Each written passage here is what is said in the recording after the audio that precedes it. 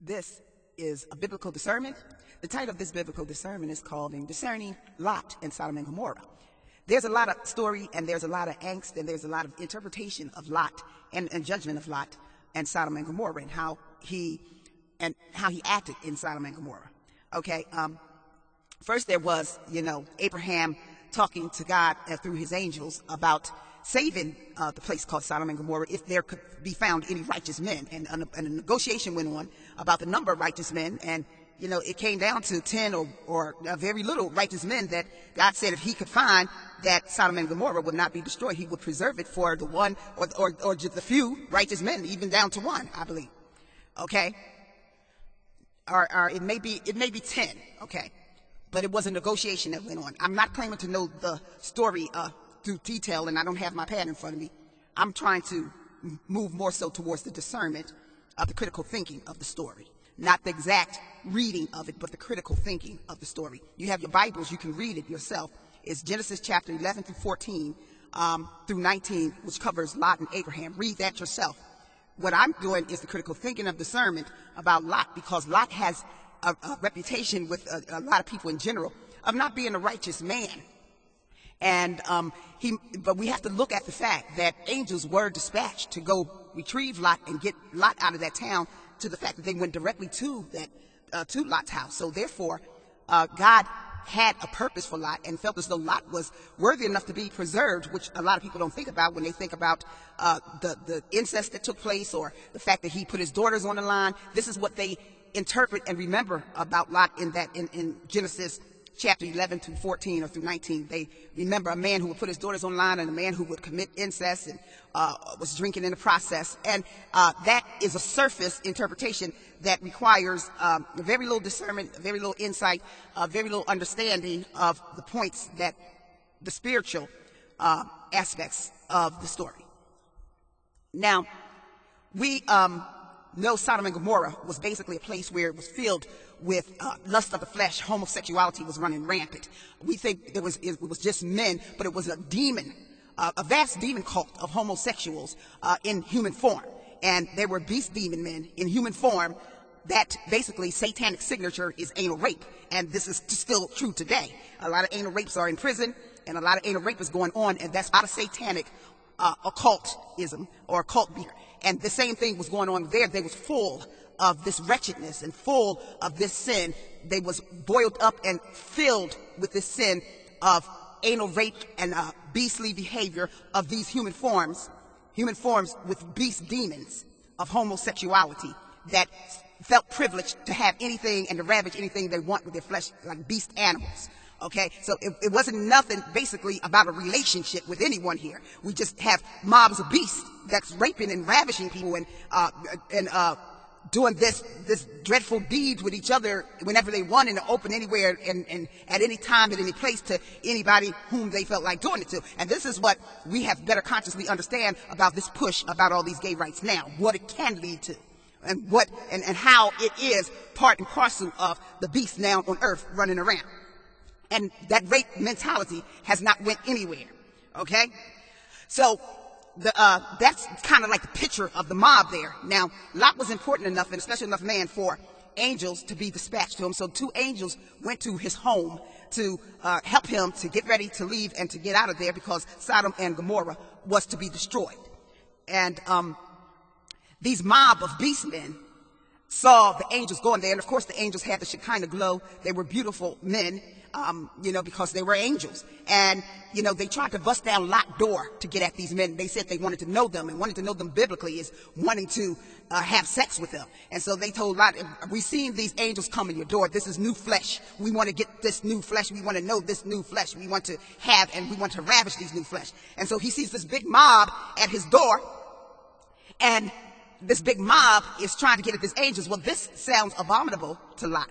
This is the worst thing that can happen to these guests that has come to his home, to have these demon beasts try to tear at the sacredness of these angels and the holiness of these angels with their abomination of desolation, of abyss and demonic behaviors. So Lot, quick thinking as they was busting down the door just to save a minute or two, said, here go my daughters, they're virgins, nobody touched them.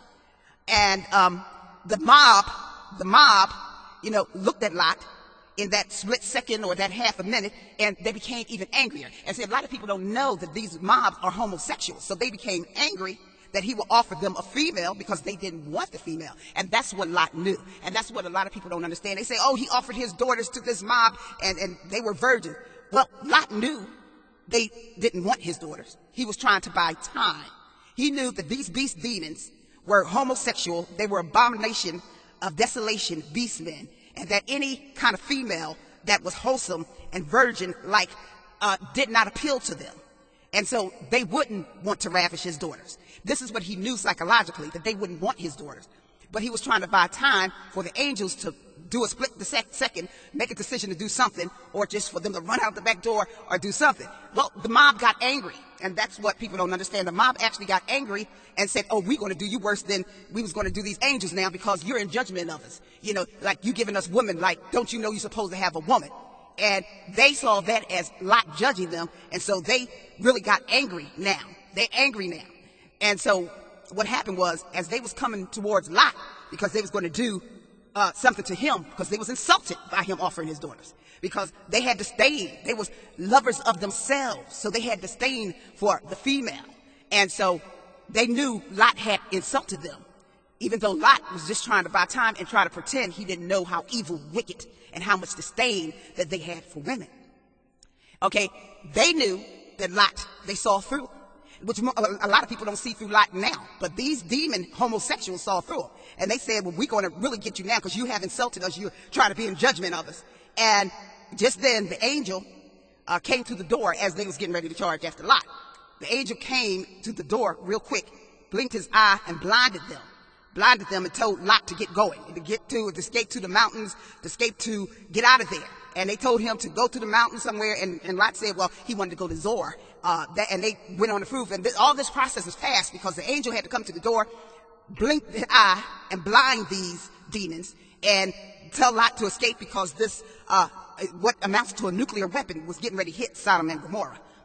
What amounts to a nuclear holocaust I don't want to say holocaust, but it was on the level of a nuclear getting ready to hit this town with fire, brimstone, and with the massive harnessing of God's anger, with his energy and power to destroy this level of demonic evil in this place called Sodom and Gomorrah.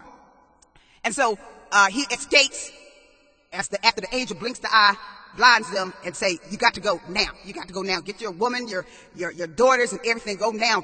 Go run to the mountains, flee to the mountains, get out of here, and don't look back. Do not look back. Keep going. Go to the mountains and don't look back. And so he blinded them long enough for him to get some traction under his heels with his daughters and his wife, and I think someone who was intending to marry his daughters or something, but he had someone that was intended to marry his daughters or was going to marry his daughters, or either was married to his daughters, but they saw him as a mockery. They laughed at him when he said, we got to go, and they took him as a joke. And so him, his wife, and daughters escaped. They didn't negotiate with anything. They escaped, and like they said, they fled to the mountains, and as they was like climbing up the mountains, his wife looked back. The angel said, don't look back. Keep going. Don't look back. His wife looked back, and she turned into a pillar of salt. And she stood right there as a pillar of salt. Now, he kept going after that, but I want you to understand something, which I'm going to mention. Him and his daughters made it to the cave. They made it to the mountains and Zoar, and they made it, and they found themselves a cave to park and rest in. Now, then we get to the point where people judge him as having committed incest knowingly and intentionally with his daughter. But I want you to understand, if you have never been in a relationship where your mate is you really consider your mate your other half, or your mate is your soul mate, your actual soul, and it's just another part of your flesh, well, that's how Lot and his wife was. And when she turned into a pillar of salt, he felt as though part of his soul had been zapped away. He had to keep moving, but he was moving now in a numbness of losing his soul, part of his soul, and his wife, and he was not in a mental state where he was really conscious of everything. He was now numb because he's lost some of his soul energy, and he see his wife destroyed in front of his face, and he barely makes it out by the skin of his teeth. So all this is going on, and so when he finally gets to the cave to cope with the loss of a part of his soul, and escaping this trauma and in the post-traumatic stress, and he's still numb to the fact that to save his body from total meltdown, a numbness came in over him. And this numbness kind of put him in a temporary catatonic state, a temporal catatonic state, where he's just numb and his whole body is humming and his part of his soul is gone. You see his wife flashed in this fire before his eyes into a pillar of salt. And he makes it to the cave, and he's hustling for breath, but he makes it with half of his soul. He makes it with half of his mental faculties. He makes it in kind of like a catatonic state by the skin of his teeth. And so what medicine they had then was something to drink, some wine or liquor. So he was numb, and his nerves was really just gone, shot, and he was numb. His like I said, part of his soul wasn't there, which means part of his consciousness was kind of suspended in time and space. And in that, he drank in numbness, because drinking was something they did anyway. It was like kind of like driving. And so he drank in numbness, and with all this loss going on, and he's still in a numb state, like a temporary catatonic state, because his life just flashed before his eyes. His wife just died before his eyes. He just got out by the skin of his teeth. He escaped the nuclear explosion. And, his whole home and everything is gone. His trauma is still very, very extremely fresh. He still is palpitating in his heart, and he is still flashing, the tremors of what he just witnessed. And he drinks to cope. And in this drinking process, his oldest daughter first said she would lay with him, because now their men, whoever was there, are gone, and no one will carry on their seed, their father's seed, so they must be served the seed. The mother's gone. And so the oldest daughter, maps out a plan with the youngest daughter to take turns sleeping with him, and he's now having some sedation by the wine, so he's slightly sedated, but even if he didn't have the wine, he was sedated just by being in shock. He was in shock, in a numbness, or in a temporal catatonic state. And it's like he's walking in his body, but he's there and he's not there, or he's sitting in his body, but he's there and he's not there. And so these daughters said that they was going to, they didn't have the relationship like he had with his wife, because they was younger, so they didn't spend as much time, but his wife was actually part of his soul that he saw blasted in a salt pillar right in front of his face. So they take turns and they sleep with their father. Now, people want to say in this state that I described, that he was very consciously aware of what they was doing to him, that he somehow knew that he was committing incest with his daughters. And I just ask you, if you lost your soul, you just escaped the nuclear explosion, you're still in shock, you're in a temporary catatonic state, whether you drink some wine or not, you just escaped by the skin of your teeth, everything you worked for as a man is gone, you now find yourself in a cave and with the clothes on your back, and you have a little bit of wine, but you're still in a state of shock, and you're trying to kind of escape everything that's went on. So your soul is gone, so you're there, and you're still trying to make a transition to grasp everything in this catatonic state. Meanwhile, your daughters is plotting a plan against you, because they're a little younger, they're a little spry, and they can go through a little bit more and bounce back.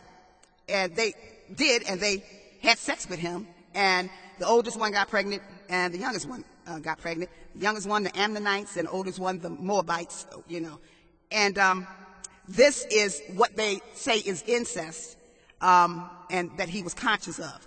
Now, when you take all that in consideration, and I'm not trying to say he didn't know everything that was going on, but he wasn't really there as it was going on. So you could be physically present somewhere and not be there. This happened to black women when they were raped 300 years. They were physically present, but a lot of time consciously and spiritually, they just was not there. It was an act taking place against their body, but their spirit and soul had removed itself as a preservation of itself. Okay, and so I'm discerning this is what went on with Lot.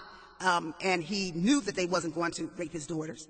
And they were more young, more spry, and more energetic, and not as hit as hard, because they, like him, didn't really lose half of their soul and see their life mate go up in a pillar or something like that, and then escape out of their teeth by the skin of their teeth. So that's the discernment of the story of Lot that I want people to take into consideration. It's not like you think, like the first thing you think is the worst, like this man would commit incest with his daughters and blame it on liquor.